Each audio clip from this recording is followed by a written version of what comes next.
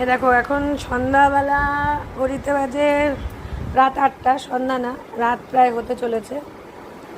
তো এই যে এখন আমাদের এই শঙ্কুমণি এখন আসলো, এসে এই যে বিছানায় শুয়ে পড়েছে, ক্লান্ত শরীর।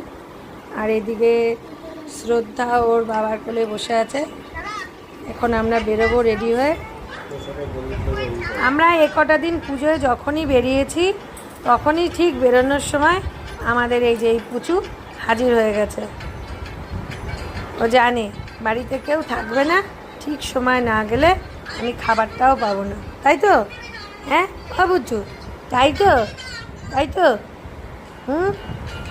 একটু আদর খেয়ে নিল, আদর খেয়ে নিয়ে এবার ঘুম ঘুম। একটু লেজটা দিয়ে বলো, ও লেজ দিয়ে অনেক সারা দেয়।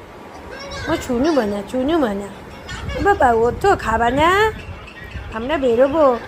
আর এ দেখো শ্রদ্ধা আজকে আলতা পরেছে, বলছে আমাকে মা দুর্গার মতন আলতা পরিয়ে দেবে, মানে মা দুর্গার মতন আলতা পরিয়ে দিতে হবে। তো পা পরে আলতা পরিয়ে দিয়েছি মা দুর্গার মতন। মা মানে বাবা মিলে এখন ফোন দেখছি।